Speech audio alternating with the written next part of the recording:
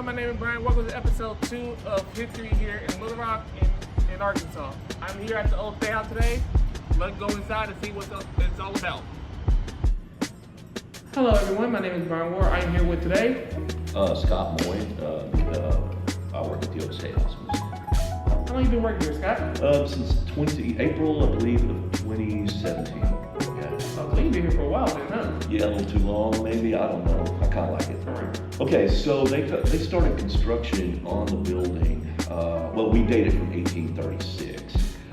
Some parts of the buildings, I believe, will date from 1833, but that's just maybe some of the foundation work and all. But we date it from 1836, which puts it at about 188 years old.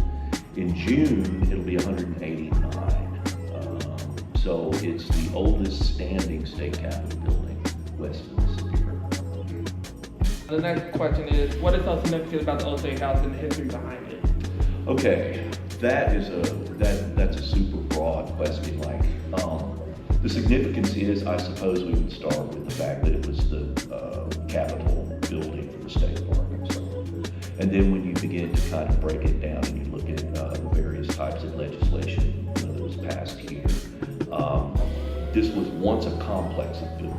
The building was also, every brick in the building was made by an enslaved person. So there's a very long and lengthy history here for African Americans as well.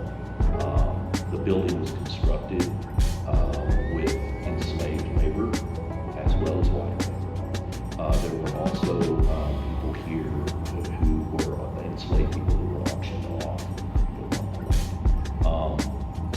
In the 1880s, for the African American community, actually starting in 1868, we had 86 African American legislators that served here from 1868 till about 1893, somewhere in there, a little leeway there.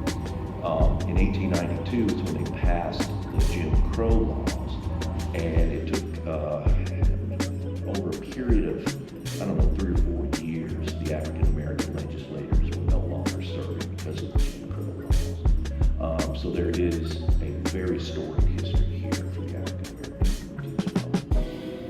Where is enslaved here in the state of Arkansas? Just north of 111,000 enslaved people were in Arkansas, and I think that figure dates from about 1861. And of course, during the American Civil War, you would assume that most of those enslaved people were Arkansas Unionists, in that they were citizens of Arkansas, technically citizens of Arkansas, and they would have supported the Union Army, to get themselves free, The main thing really today, I think, focus on is coming to understand that when that tension broke out, or was breaking out between the North and the South over enslavement, Arkansas was barely a Confederate state. The legislature met and they voted the first time on secession, whether or not to join the Confederacy. And when they voted it down. They didn't want any part of the Confederacy at all. That's absolutely important to understand that. They were going to vote again, and in the meantime, we had a governor, Henry Rector, who concocted a political crisis that involved the Arsenal, Little Rock Arsenal, which is now MacArthur Park, in that area. He concocted a political crisis there that will change the minds of a lot of Arkansas voters. And the political crisis was that he supposedly received information from Memphis that there was a federal army that was going to invade Arkansas. And so that got everybody here up in arms. They were like, wait, we haven't even seceded yet, and there was a federal army going to invade the state. That was not true.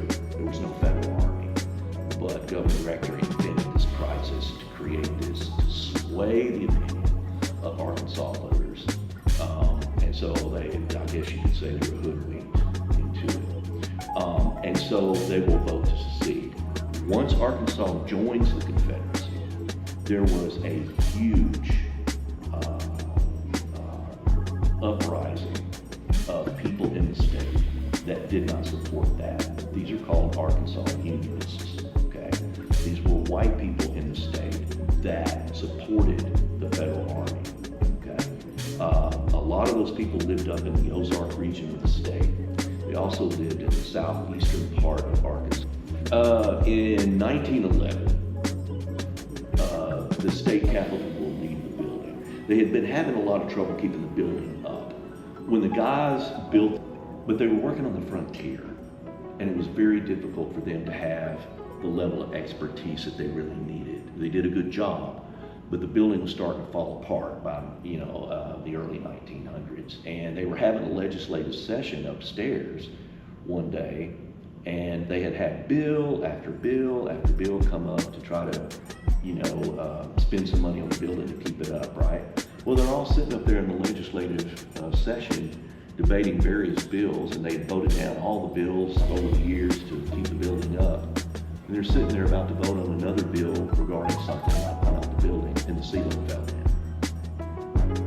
When the ceiling fell in, when you hit a politician on the head with something, suddenly they're like, oh, we need to do something about this. So when the ceiling fell in is when they decided to build the new Capitol building over here. And so in 1911, the state capitol will leave this building, and it will go to the new state capitol over there on the hill. And the hill over there where the new state capitol is where an old federal prison used to be at one point. So in 1911, this building will become a medical school. The cadaver vaults to the old med school were still in the basement, because in those days they didn't have freezers or refrigeration for cadavers, which are dead bodies that doctors worked on. They didn't have that really here then.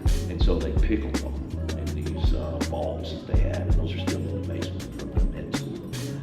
In 1921, the building will be turned over to the American Legion to help veterans get the services that they need. And from about 1921 up till about the early 1950s, the American Legion is here, and there are a whole lot of other government offices that are here as well, numerous. Some of these rooms have 4, 5, 6, 10 different offices over the years, and they'll move through. So in the early 1950s is when the building will become a